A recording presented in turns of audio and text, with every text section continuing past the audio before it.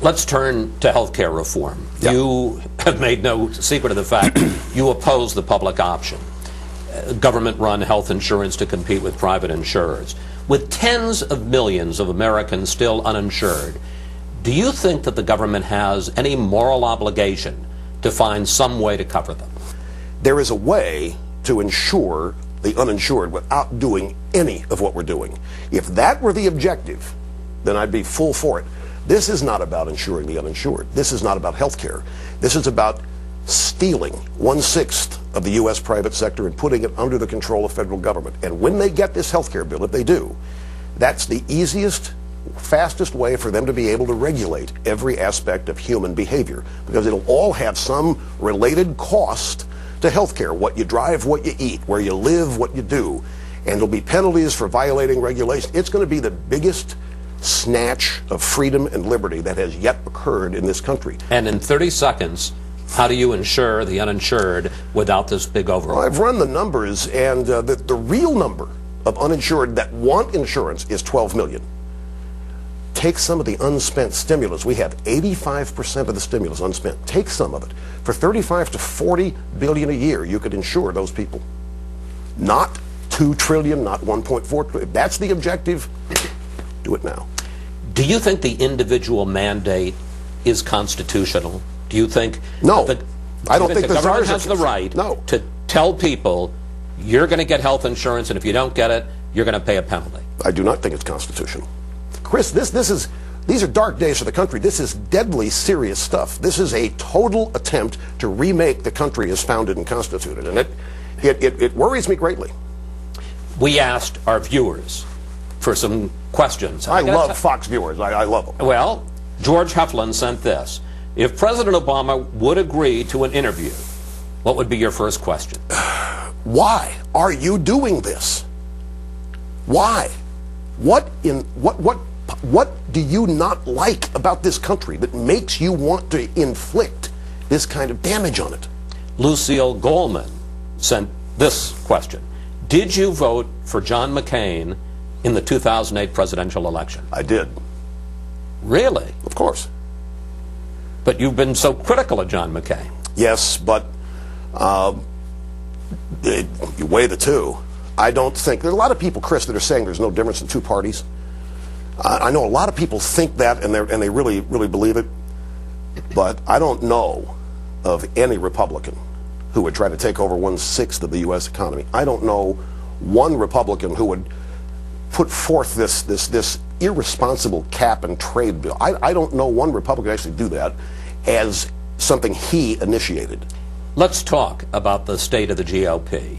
A recent Fox News poll found that the approval rating for the president has dropped to 49%, but meanwhile, only 25% of people approve of congressional Republicans. As voters have growing doubts about the president and his policies, why aren't they turning to the opposition? Is there something that the Republican Party lacks in the way of a positive, affirmative agenda? The Republican Party needs to learn something. If it goes country club, blue blood, moderate, it's going to lose. If it goes Reagan conservative and commits to it, it's going to win landslides. To press my question, why aren't people turning to the Republicans? Well, right now there's no central Republican leader to turn to, and there's no central Republican message. The Republican message is sort of muddied. What do they stand for? Right now it's opposition to Obama. And is that enough? Well, it may be in 2010. I mean, I actually do think that there's going to be a revolt against the Democrat Party and against Obama, even if voters in 2010 have nothing to vote for. So do you think that the Republican Party, do you see it as a big tent party or a small tent party? Big tent. But you sound like you're kind of saying to the moderates, particularly on social issues, if we lose you, too bad. When I say big tent, I look at the United States of America. So I'm an American. I love this country. I want everybody in it to do well. The conservative message is not, okay, Hispanics, we have this plan for you. Women, we have this plan for you. That's what the Republican Party is trying to do and emulate group politics. And the history is that, why be Democrat light? Let them handle that. Let's go after the big tent that is the country, and let's go get every person in this country. I don't care what their race is, what their gender is, what their sexual orientation is. If they are told that there is somebody that's going to lead this country or a party that is actually going to strengthen them, give them the tools, get out of their way, and let them make this country work, the Republican Party can attract a majority like they haven't seen since the 80s. In the Time magazine article about Glenn Beck recently, Oh, yeah. they write, just as you found your place as the triumphant champion of the age of Reagan, that Beck is tapping into the fear and anger on the right today. Is that why you think he struck such a chord? Because he taps into the fear and the anger of the conservatives today? There is a lot of fear. You know, there's a tremendous amount of fear in the country over what is happening in Washington to individual liberty and freedom. He may well have tapped into that. The anger, I think that's sometimes overplayed because it's become a cliche for the left to say angry white men as a way of denigrating conservative energy and ideology.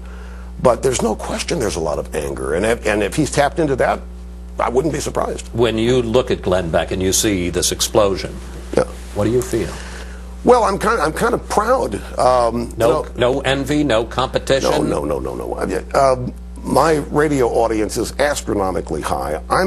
Look at 1988. There was nobody doing what I'm doing. Nobody. You had CNN was the only cable network, and you had the three networks and the newspapers. And now look what's out. All of this conservative media, conservative talk radio, television, Fox News, the conservative blogosphere. I mean, in one way, I could, if I wanted to have my ego be as big as Obama's is, I could say, look what I created. So any success out there on my side, conservative media, damn, if it's going to help us get this country back, bring more in.